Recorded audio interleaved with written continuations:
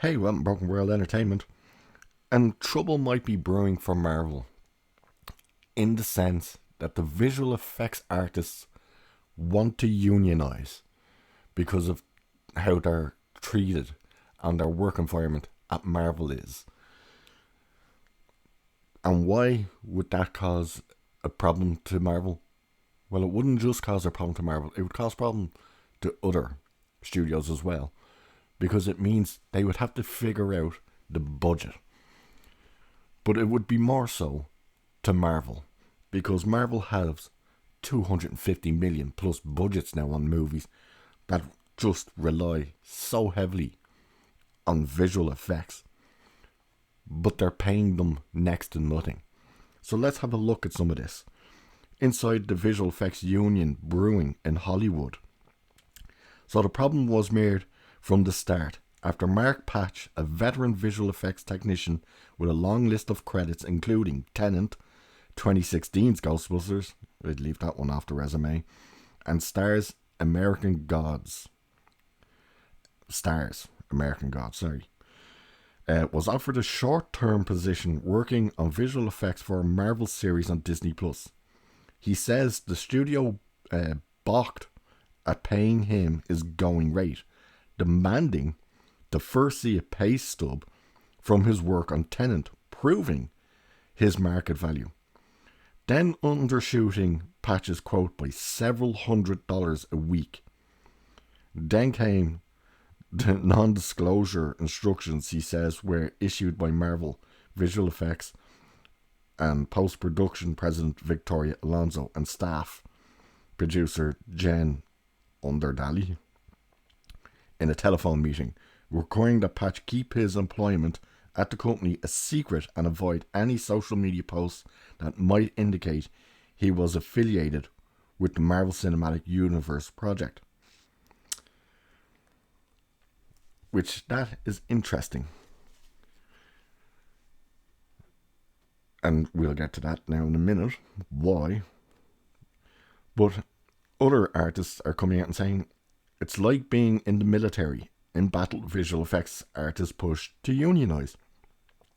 Visual effects workers enduring long hours and low pay look to secure the same protections as film industry colleagues.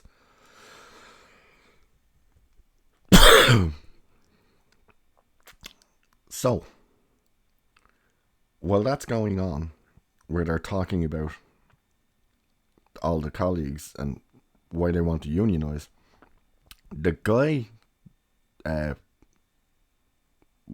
what's his name again? I literally just read his name. Patch. He's described the working hours, what they told him was going to be 18-hour days, 7 days a week for 3 months straight. The general visual effects amount required for a feature film, he says, is roughly 1,600 visual effects. Marvel were demanding, with feature film quality, 3,000 visual effects in a shorter time span with less pay as well. And when he didn't discuss which project it was he was going to work on because he signed a non-disclosure.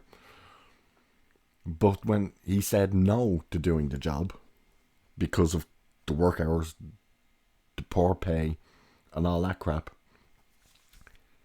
they turned around and said, oh, but you do want to work on our next project, don't you? And he just went, no. But here's the problem they're having. When they're saying no, and they're refusing to work with them, or they've worked with them and now they're walking away, Victoria Alonso is going out of her way to blacklist the artists from getting work elsewhere. And here it was from back in August. Bullying is a problem. Visual effects artists speak out against Marvel. The rise of visual effects professionals discussing mistreatment at the hands of Marvel has led to increased calls for unionization. So even back then, they were calling for this. And that was just because they were going, look, the work is too much. We can't keep up with it. Some of them have even said how your work is practically done. Every visual effects piece that you've worked on is complete. It's ready to go. It's right there. There's about 3 weeks before the show drops. And they walk in, look at it and go, yeah, that's great. Now change everything. And give you less time. Which is why one of them came out and said that's why She-Hulk looks so bad. Was because they changed it. Like right before the show was to come out. They're like, yeah, great, change it. So they had no time to. And then of course you add in the likes of Taika Waititi.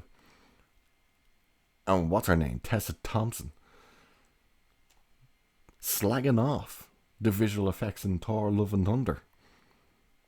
They did that interview. Was it the Hollywood Reporter, a Variety, maybe even Entertainment Weekly, where they done that video, and there they were taking the piss out of the visual effects, going like, does that look real? They're like, no, in fairness, that doesn't look real either, and all this. You work these people to death 7 days a week for 18 hours. Didn't give them the pay that anyone else in the industry gets and what other studios are paying them. And then you take the piss out of them and try and blacklist them if they say, this isn't working, this is too much, I'm not taking this. Really bad luck. But again, if they unionize, it means they will have to get the pay. They will have to have proper working conditions. They will have to have a proper time to work in, like a proper structure to say, we work from here to here. If you want changes after that, it'll be extra. By the way, that's the other thing. They were refused overtime by Marvel. And then what'll happen?